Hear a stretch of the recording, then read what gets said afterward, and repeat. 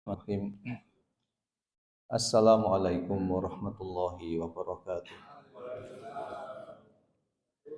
Alhamdulillahirabbil alamin. Alhamdulillahi nahmaduhu wa nasta'inuhu wa nastaghfiruh.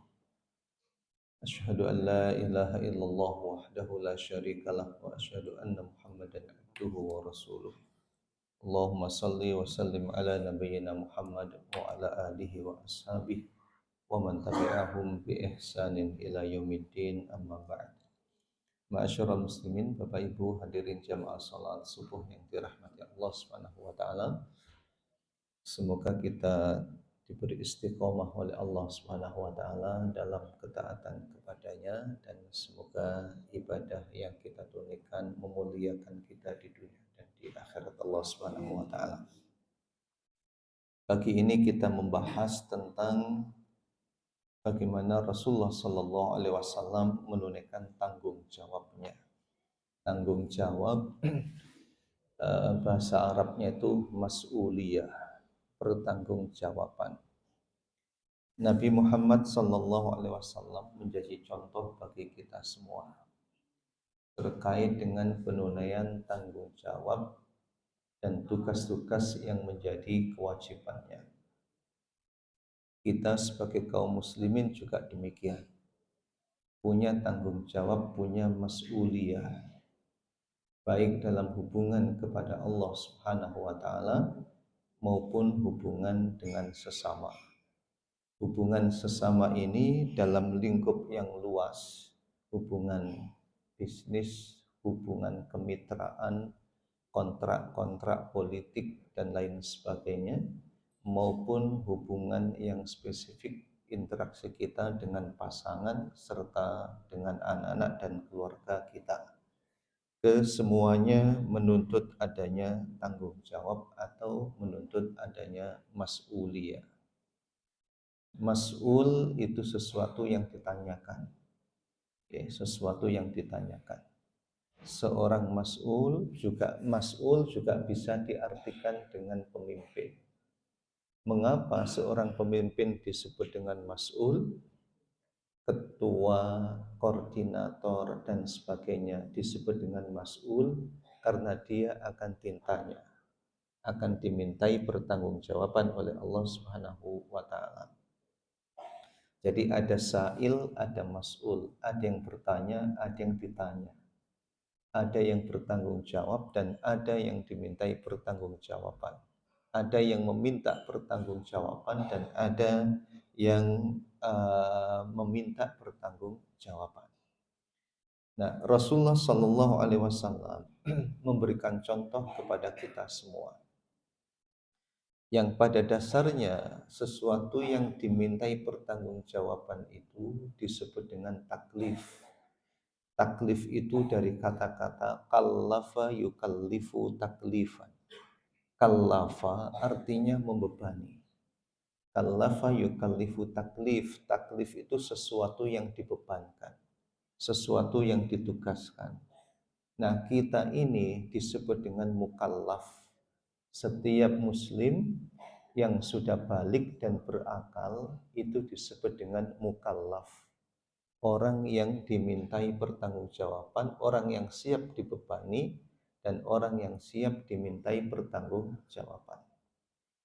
Ukurannya apa? Ukurannya adalah usia balik. Kalau sudah balik dan berakal, dia merupakan mukallaf, bertanggung jawab atas perbuatannya, baik kepada Allah maupun kepada sesama. Tetapi di dalam aturan-aturan positif atau undang-undang positif itu kadang ada upaya mengundurkan tanggung jawab ini. Mengundurkan tanggung jawab. Dianggap belum dewasa kalau usianya di bawah 18 tahun. Sehingga kemudian ada istilah masih di bawah umur. Kalau masih di bawah umur, bila melakukan pelanggaran atau kejahatan, dia bahkan belum dimintai pertanggungjawaban. Padahal usianya itu sudah 15 tahun, sudah 17 tahun, 16 tahun. Tapi kalau dalam Islam, ketika seorang itu sudah balik dan usianya taruhlah 10 tahun sudah balik, 11 tahun sudah balik, maka dia itu mas'ul, dia itu mukallaf, dengan demikian mas'ulun. Dia dimintai pertanggungjawaban. Kalau salah, ya dimintai pertanggungjawaban. Ya, kalau salah diminta pertanggungjawaban. Kalau benar dia mendapatkan reward. Tapi ketika belum balik maka rufi al-qalam. Pena itu masih diangkat. Kesalahan yang dilakukan tidak dicatat sebagai sebuah dosa. Jadi anak kalau sudah balik meskipun usianya 11 tahun dituntut sama dengan yang usianya 40 tahun, 50 tahun, 60 tahun. Cuma kadang kemudian kita memberikan pemakluman. Wajar masih muda, berbuat salah nggak apa-apa. Wajar masih muda, ya, dia males sholat wajar. Wah, ini perlu berhati-hati, okay? Perlu berhati-hati, Bapak Ibu yang dirahmati Allah. Apalagi misalnya orang tua punya persepsi dan pandangan, sudahlah anak itu kalau dia itu pulang dari pondoknya, pulang dari sekolahnya, sudah biarkan. Ya, dia itu istirahat. Ya, jadi dianggap kalau pulang ke rumah dari pesantren itu dianggap apa? Istirahat. Padahal pesantren yang sesungguhnya itu di mana? Ya di rumah. Sekolah yang sesungguhnya itu di mana? Nah, para orang tua cenderung kalau anaknya sudah sekolah, sekolah Islami, kemudian, nah dia itu kan sudah belajar sholat di sekolah. Padahal belajar sholat itu tanggung jawab siapa, Bapak Ibu? Orang tua, bukan gurunya. Kalau toh sekolah ada tanggung jawab, memang sekolahnya itu hanya pagi sampai siang atau paling full day itu pagi sampai asar. Kalau sholat itu ada 5 waktu, berarti anak belajar sholat di sekolah itu sholat apa, Pak? Duhur sama asar saja. Nah terus, belajar sholat maghrib, sholat isya, sholat subuh, siapa yang ngajari? Bahwa subuh harus bangun, sholat harus tepat pada waktunya, meskipun situasi dan kondisinya cuacanya sangat dingin, tetap wudhunya harus sempurna. Ya, biasanya dingin itu kan waktu subuh, Pak, ya. Nah subuh itu di rumah atau di sekolah, Pak? Di sekolah. Yang ngajari siapa? Orang tuanya. Dimensi sholat itu sangat luas, tidak hanya prakteknya tetapi waktunya, okay? Kemudian cara berpakaiannya, bagaimana ketika sholatnya itu di malam hari. Sementara sholat maghrib, isya, subuh itu sholat-sholat yang berat-berat itu. Nah, yang ngajar itu siapa? Yang ngajar adalah para orang tua. Nah, ini terkait dengan mas'uliyah. Nabi Muhammad SAW memberikan contoh bagaimana menunaikan mas'uliyah itu. Pertama, mas'uliyah dakwah.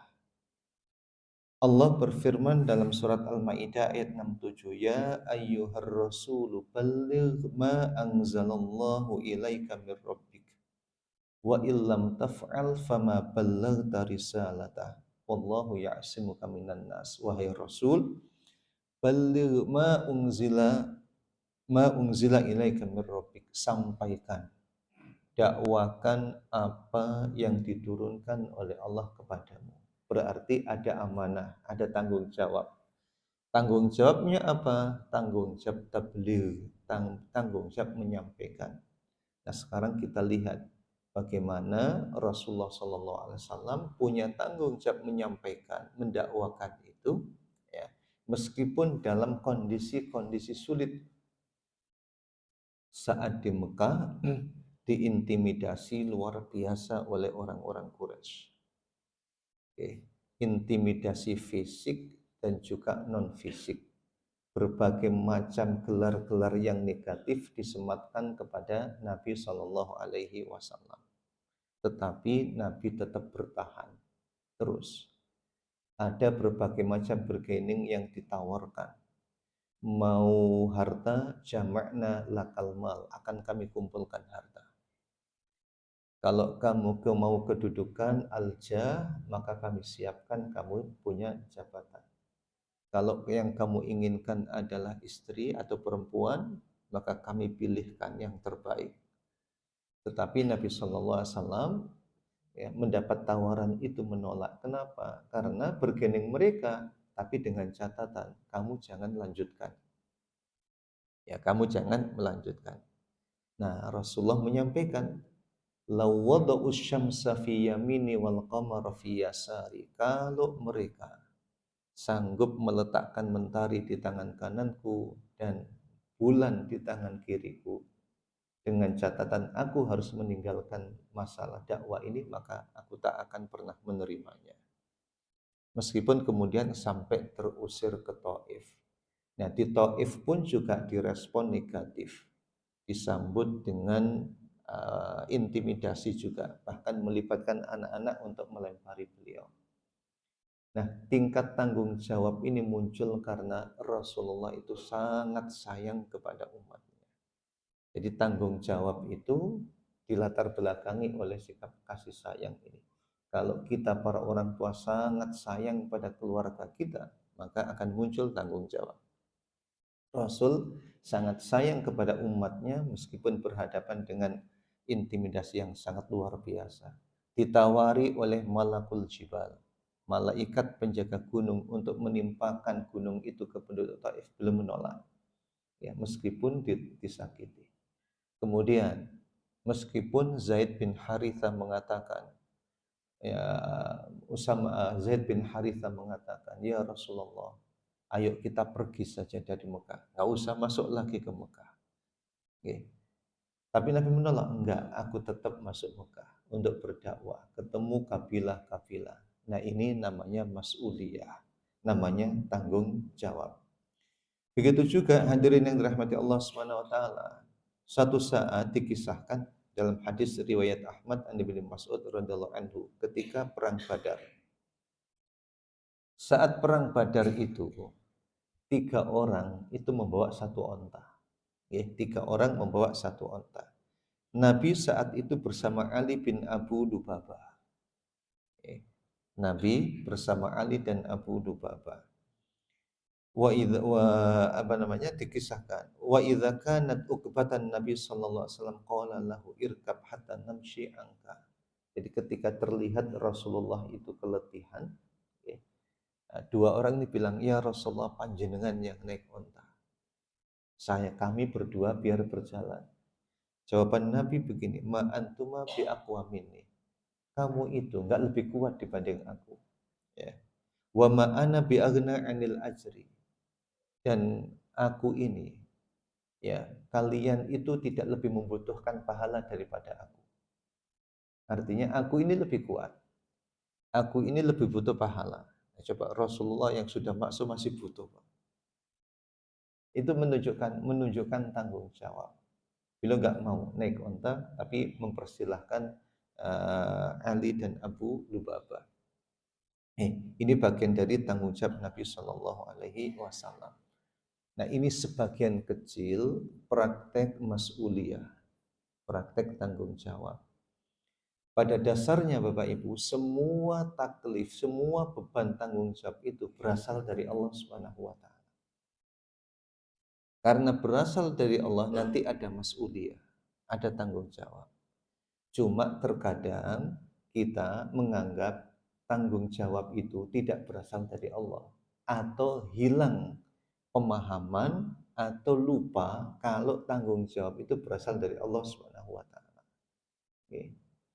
Nah, contohnya, kalau terkait dengan ibadah, kita yakin bahwa ini ibadah ini tanggung jawabnya kepada Allah. Salat itu tanggung jawabnya kepada Allah. Puasa itu tanggung jawabnya kepada Allah. Ya. Zakat itu juga tanggung jawabnya kepada Allah. Ya. Kemudian juga haji tanggung jawabnya kepada Allah Subhanahu wa taala. Cuma seringkali yang terlupakan itu saat kita melakukan kontrak dengan sesama. Melakukan kontrak dengan sesama. Misalnya saat ada kontrak lelaki dan perempuan dalam akad nikah. Ini kan kontrak. Menganggap bahwa berumah tangga itu tanggung jawabnya kepada mertua. Menganggap sebagai istri itu tanggung jawabnya kepada suami, bukan kepada Allah Subhanahu wa taala.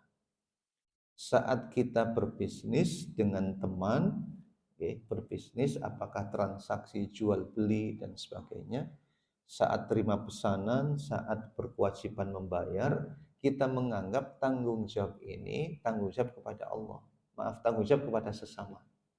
Padahal semua akad-akad dan transaksi itu terikat dengan kaidah taklif, ya ayyuhalladzina amanu aufu bil uqud. Wahai orang-orang yang beriman, penuhilah akad-akad. Kenapa? Karena tidak merasa tanggung jawabnya kepada Allah, sehingga kemudian cenderung menggampangkan. Ada anak, sebetulnya kalau secara usia, kalau sudah balik dia harus sudah bertanggung jawab. Okay. Tapi ada juga usianya 20 tahun tapi masih belum bisa bertanggung jawab dengan dirinya. Mendapatkan amanah dari orang tuanya. Dia mendaftar kuliah, dia kuliah. Tapi kemudian di dalam prakteknya kan semestinya belajar. Semestinya dia bertanggung jawab dengan posisinya sebagai mahasiswa itu. Ya, apa kemudian yang terjadi? Yang terjadi hari-hari dijalani tanpa aktivitas sedikit pun yang berkaitan dengan perkuliahannya, dengan studinya.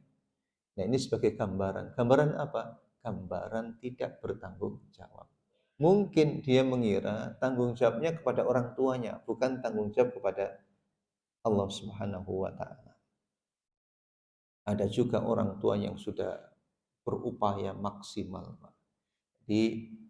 Menyiapkan untuk anak tempat untuk bekerja, menyiapkan sarana prasarana agar anaknya bisa berbisnis, apakah dibukakan toko dan lain sebagainya, atau dibukakan lapangan pekerjaan, kemudian dia diserahkan kepadanya tempat kerja tadi itu. Tapi kemudian apa yang terjadi? Dia tidak bertanggung jawab, membiarkan tugasnya. Ini contoh. Contoh apa? Contoh tidak bertanggung jawab karena mungkin mengira bahwa dia tanggung jawabnya kepada orang tuanya. Nah, masalahnya orang tuanya tidak memintai pertanggungjawaban. Orang tua tidak memintai pertanggungjawaban. Kenapa? Karena berdasarkan pengalamannya, ya, dulu ketika bapak ngasih duit, bapak nggak nanya apa? Nggak nanya duitnya digunakan untuk apa. Berarti kan tidak menanyakan. Tidak mempertanyakan. Dulu ketika saya kuliah juga bapak nggak nanya-nanya tuh, ya, nggak nanya-nanya bagaimana studinya, bagaimana kuliahnya, ya. Nah, terkait dengan interaksi dengan sesama tidak ada pertanyaan kepada orang tuanya. Lebih parah lagi ketika terkait hubungan anak dengan Allah Subhanahu wa taala itu tidak ditanyakan. Karena orang tua nggak nanya bagaimana sholatnya, bagaimana puasanya. Malah ketika anaknya di pondok juga nggak pernah ditanya. Ya, kalau anak di pondok itu kadang yang ditanya apa? Tanya, sangune wis entek ale? Nggih, sangune wis entek ale. Ya, itu bukan pertanyaan pertanggungjawaban. Oke. Dan juga kemungkinan nggak nanya sholatnya bagaimana, karena orang tua sudah merasa, sudah yakin bahwa anaknya di pondok itu sholat. Padahal belum tentu, Pak, anak di pondok itu mau sholat. Kadang saat tiba waktu sholat, sembunyi di lemari itu juga ada. Nah, kayaknya pelakunya ada di sini. Tiba waktunya sholat, lari sembunyi itu juga ada. Ya. Atau kemudian apa namanya, kalau putri, kalau perempuan, tiap kali waktu sholat ditanya, kok nggak sholat? Ada halangan. Jadi tiap di sholat ada halangan. Sangat mungkin terjadi, Bapak Ibu. Bukan mungkin, ya betul-betul terjadi. Ya, betul-betul terjadi. Apalagi kemudian ketika anaknya tidak di pondok, ya, kemudian kuliah jauh dari orang tuanya, saat telepon misalnya, tidak pernah ditanya bagaimana sholatnya. Bagaimana sholatnya. Ini padahal itu bagian dari mas'uliyah. Dari mas'uliyah. Termasuk juga hadirin yang dirahmati Allah SWT. Ketika kita punya kesalahan kepada sesama, baik kita merusak hartanya, bendanya, dan lain sebagainya, kemudian kita menyampaikan, bertanggung jawab, akan siap mengganti dan sebagainya, itu bagian dari mas'uliyah, bagian dari tanggung jawab. Ada juga hadirin yang dirahmati Allah Subhanahu wa taala praktek tanggung jawab yang luar biasa. Sampai kemudian Rasulullah Shallallahu alaihi wasallam menjamin untuk membersamainya itu ketika ada seorang istri, seorang ibu, suaminya wafat, kemudian punya anak. Nah, dia kemudian tetap komitmen, pokoknya saya akan terus berusaha untuk membesarkan anak-anak ini. Kemudian ketika ditawari untuk menikah lagi, beliaunya tidak mau, tetapi fokus pada tanggung jawab pada anak ini. Nah, kata Nabi SAW, ana wa mra'atun suf'a'ul khaddaini kahataini yaumal qiyamah. Aku dengan menunjukkan dua jari tangannya ini, jari tengah dan jari telunjuk. Aku dengan seorang perempuan yang tadi terlihat dari sisi penampilannya, dari sisi performanya ini kelihatan sangat capek, sangat letih dan sangat berat kondisinya. Kenapa? Karena mencurahkan segenap daya dan upayanya demi merawat anaknya dan tidak berpikir untuk kemudian menikah lagi. Walaupun bukan berarti kalau ditinggal wafat nggak boleh, bukan begitu. Tetapi ini gambaran Rasulullah SAW membersamai orang yang betul-betul bertanggung jawab. Nah, setelah kita memahami contoh dari Nabi Shallallahu Alaihi Wasallam tentang tanggung jawab itu, bagaimana kemudian kita meneladaninya agar kita kaum muslimin ini memiliki sikap tanggung jawab terhadap apa yang didepankan oleh Allah Subhanahu wa taala. Baik tugas untuk tanggung jawab itu langsung ditujukan oleh Allah kepada kita, terutama dalam perintah-perintah ibadah, maupun tanggung jawab itu dilewatkan hamba-hambanya melalui kontrak-kontrak yang kita lakukan. Kontrak rumah tangga itu ada mas'uliyah, juga taklif.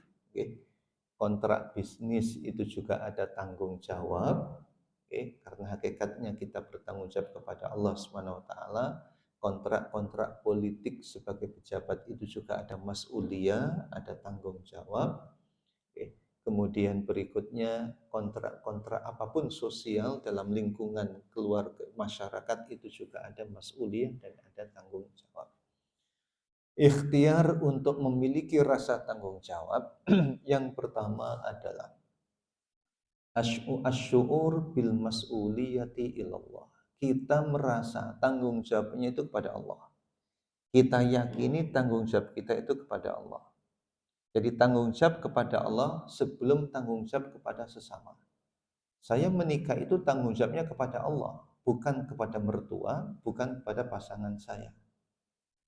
Kemudian saya punya anak itu tanggung jawabnya kepada Allah Subhanahu wa taala.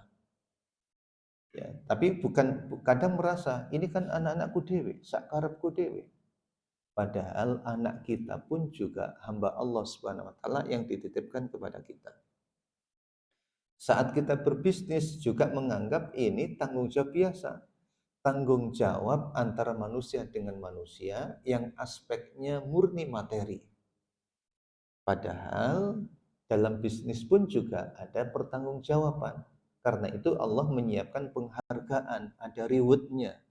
Kalau positif diberi balasan dan siapkan balasan yang bagus, bahkan surga, bahkan cara dia bekerja dan cara berbisnisnya bisa mengantarkan dirinya ke surga Allah Subhanahu wa taala. Tetapi bila prakteknya buruk, prakteknya tidak baik, bisnisnya tidak baik, ya ada imbalannya juga. Ya. Siapa yang menyiapkan imbalannya? Allah Subhanahu wa taala. Kalau baik diberi imbalan yang baik, kalau buruk diberi imbalan yang buruk. Begitu juga ketika terjadi kontrak politik antara penguasa, antara wakil rakyat dengan rakyatnya dengan pemilihnya, itu tanggung jawabnya tidak semata-mata kepada konstituennya, kepada rakyatnya, tapi tanggung jawabnya kepada Allah Subhanahu wa taala. Makanya kemudian ada hadis Nabi yang menyebutkan barang siapa diberi amanah kekuasaan tapi kemudian memberatkan rakyatnya, maka dia akan diberatkan oleh Allah Subhanahu wa taala. Beban hidupnya itu diberatkan oleh Allah, beban dunia maupun beban akhirat. Oke. Beban dunia maupun beban akhirat. Jadi Bapak Ibu penting kemudian memunculkan asy'ur bil mas'uliyati amam Allah. Rasa bertanggung jawab kepada Allah dan mempertanggungjawabkan kepada Allah Subhanahu wa taala. Cuma seringkali Bapak Ibu orang itu lebih takut kepada pertanggungjawaban dengan sesama. Tanggung jawab keuangan ketika ada audit, itu takut luar biasa. Padahal yang mengaudit siapa? Manusia.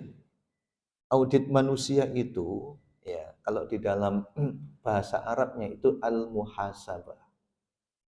Al-muhasabah itu audit di antara maknanya. Pengaudit, auditor itu dengan muhasib. Allah Subhanahu wa taala punya sifat. Dalam Asmaul Husna itu asma dan sifat Allah tertulis apa? Al-Hasib. Al-Hasib. Allah itu sari'ul hisab. Al-Hasib itu sangat detail perhitungannya. Ini sangat detail perhitungannya. Jadi kalau manusia itu kan kadang ada pemakluman-pemakluman. Ah, mek sakmene wis enggak apa-apa. Cuma segini nggak jadi masalah. Tetapi Allah Subhanahu wa taala wa ma rabbuka bidzallamin lil abid. Allah tidak zalim kepada hambanya. Kalau memang kebaikannya itu sebesar biji zarrah dibalas. Kalau keburukannya juga sekecil itu juga dibalas. Kenapa? Karena Allah itu Al-Hasib, sangat detail perhitungannya. Nah, berarti ketika kita terikat kontrak rumah tangga, ada tanggung jawab kepada Allah. Saat transaksi-transaksi ekonomi juga ada tanggung jawab kepada Allah Subhanahu wa taala. Saat kita terlibat dalam kontrak politik, kontrak sosial juga ada tanggung jawab kepada Allah Subhanahu wa taala. Ini langkah pertama untuk meneladani Nabi Shallallahu alaihi wasallam. Yang kedua, kita perlu memastikan jenis kebutuhan kita. Jenis kebutuhan kita. Yang kita butuhkan itu Bapak Ibu yang dirahmati Allah Subhanahu wa taala, apakah hanya istri atau suami saja? Ataukah hanya butuh anak saja? Ataukah hanya butuh harta saja? Apakah hanya butuh jabatan saja? Ataukah hal-hal yang sifatnya material saja? Atau yang kita butuhkan adalah saat saya butuh suami, butuh istri, saya ingin juga mendapatkan rahmat dari Allah Subhanahu wa taala. Jawabannya pasti, saya butuh rahmah. Ya. Bahkan kemudian doa-doanya kan semoga sakinah mawaddah warahmah. Saat kita punya anak, apakah hanya punya anak saja, butuh anak saja, atau anak ini juga diiringi dengan rahmah, dengan rahmat Allah Subhanahu wa taala. Saat kita mendapatkan harta dan kekayaan, apakah hanya butuh harta saja, ataukah juga butuh rahmat Allah Subhanahu wa taala dengan harta itu? Kalau terlibat kontrak bisnis, hadirin yang dirahmati Allah, kemungkinan akan mendapatkan peluang keuntungan yang besar. Ya, mendapatkan keuntungan yang besar.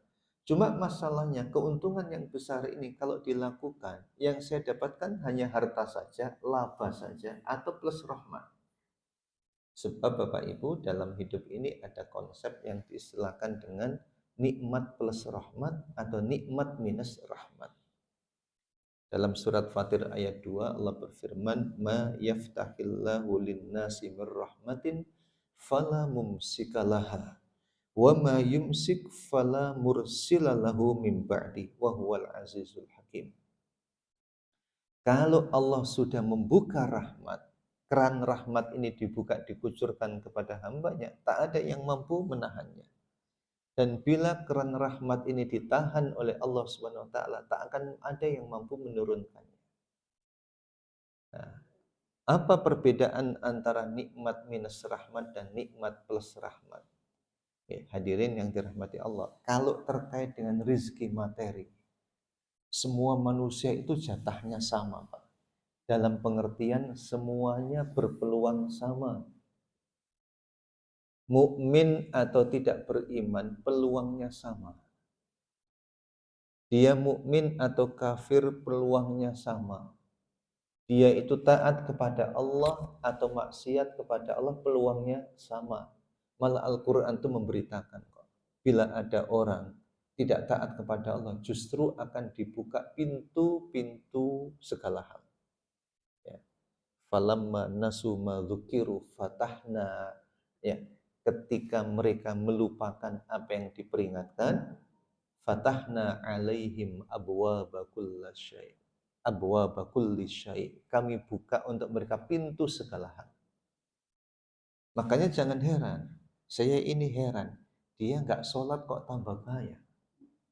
Saya ini kok heran, dia ini luar biasa masalahnya, banyak melakukan kemaksiatan, tapi kok ternyata ya rezekinya lancar-lancar. Karena memang Allah bilang seperti itu. Bener tak Ustaz? Loh itu tadi ayatnya. Mau nyoba, tapi bahaya. Sebab berikutnya itu kadang ada dampaknya, Pak. Ya, ketika kemudian dia menyombongkan kekayaannya itu, baru kemudian turun secara tiba-tiba siksa Allah Subhanahu wa taala di dunia. Ada kalanya mungkin saja yang sombong bukan orang tuanya, tapi anaknya yang sombong. Ya. Mungkin saja bukan anaknya, tapi orang tuanya yang sombong. Nah, ini kemudian hadirin konsep nikmat minus rahmat. Oke. Nah, jadi perlu kita pastikan tingkat kebutuhan kita. Oh, saya ini butuh rahmat. Maka saya harus bertanggung jawab. Termasuk juga sholat itu juga bagian dari amanah tadi yang harus dipertanggungjawabkan. Malah sebagai pokok pertanggungjawabkan ibadah sholat. Puasa juga seperti itu. Nah, sholat, puasa itu jalan rahmat, jalan untuk mendapatkan rahmat dari Allah Subhanahu wa taala. Maka kemudian ketika kita terikat dengan kontrak kerja mencari harta, kontrak bisnis dalam dagang dan sebagainya, terus kemudian ada panggilan Allah Subhanahu wa taala untuk beribadah, apa yang kita lakukan, Pak? Terus bekerja mengabaikan sholat atau kita tinggal sejenak untuk kemudian sholat. Ini turut menentukan yang kita dapatkan ini nikmat saja atau nikmat plus rahmat.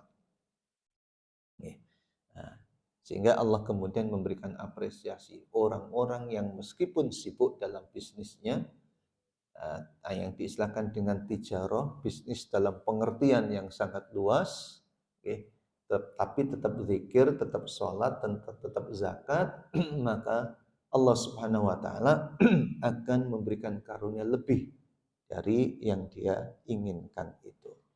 Jadi kita perlu memastikan apa yang kita inginkan untuk mendorong mas'uliyah. Kemudian apa yang kita inginkan? Yang kita inginkan itu adalah kebaikan. Kebaikan itu hasanah dan kita pun juga berdoa, diajari dan kita praktekkan. Kebaikan yang kita harapkan tidak hanya di dunia, tapi juga di akhirat. Kalau dulu orang-orang jahiliyah, bila mereka menunaikan ibadah haji, mereka juga berdoa kepada Allah. Jadi mereka melanjutkan ajaran Nabi Ibrahim, tetapi kemudian dalam prakteknya banyak pelanggaran.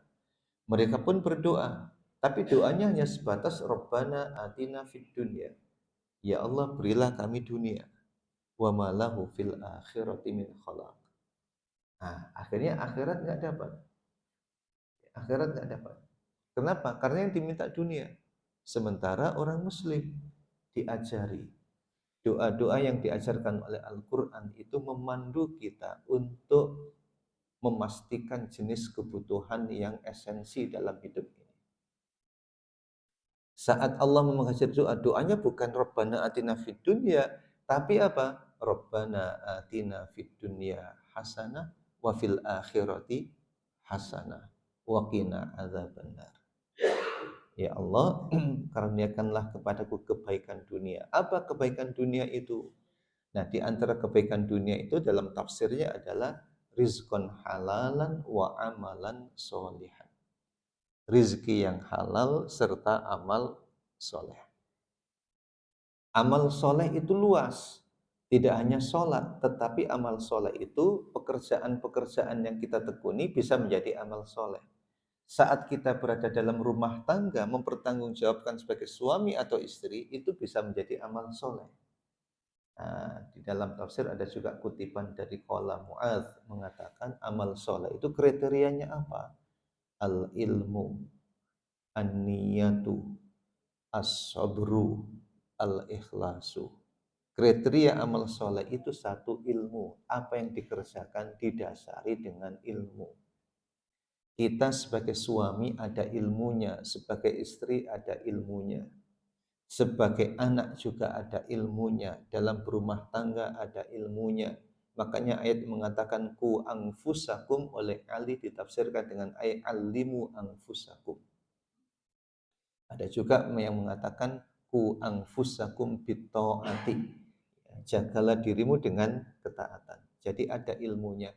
Ketika berbisnis ada ilmunya. Ketika memimpin ada ilmunya. Ya. Ketika pemimpin ada ilmunya. Makanya ungkapan Umar bin Khattab radhiyallahu anhu mengatakan, berilmulah, belajarlah sebelum dijadikan sebagai pemimpin. Ya, berilmulah sebelum dijadikan sebagai pemimpin. Jadi ada dasar ilmunya untuk menjadi amal saleh, untuk mendapatkan hasanah tadi itu. Ada niat, ada sabar. Apapun yang kita lakukan, dilakukan dengan penuh kesabaran. Sholat itu butuh sabar loh Bapak Ibu. Makanya ayat Al-Qur'annya apa? Perintahkanlah anak-anakmu, keluargamu untuk sholat. Wa'mur ahlaka bis sholati wastabir 'alaiha. Dan lipatkan kesabaran dalam menunaikannya. Jadi untuk sholat itu perlu kesabaran. Ya, sholat itu perlu kesabaran.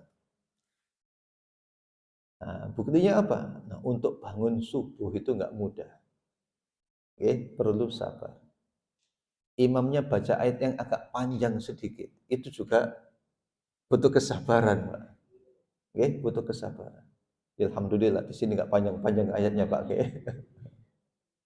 Butuh kesabaran. Oke. Nah, kalau sudah nggak, kalau imamnya kepanjangan sedikit, mas pokoknya nggak usah sholat di sini lagi. Saya pindah aja sholat di masjid yang lain. Ternyata ketika datang ke masjid yang lain, jadwal imamnya yang imami di tempat yang lain. Butuh kesabaran. Wastabir 'alaiha. Puasa juga begitu juga, butuh kesabaran. Oke, butuh kesabaran. Terawih, iktikaf juga butuh kesabaran. Padahal sudah ada promo dan diskon dari Allah. Ramadan itu kan penuh promo dan diskon, Pak ya. Tapi promo Ramadan dan diskon Ramadan masih kalah dengan promo dan diskon di mana? Di mall. Kan promonya luar biasa. Promonya siapa yang puasa, siapa yang sholat, yang qiyam, siapa yang memberi makan.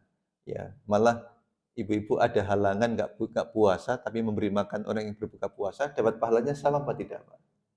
Ya kan, dapat pahala orang yang berpuasa. Tapi bukan berarti kemudian ya sudah, saya nggak usah puasa sama sekali, kasih buka aja, ya nggak begitu. Oke. Nah, tingkat kebutuhan kita pastikan apa sesungguhnya yang kita butuhkan. Berikutnya, hadirin yang dirahmati Allah Subhanahu wa taala, yang kedua, kita menyadari posisi diri. Kesadaran posisi istilahnya. Kesadaran posisi.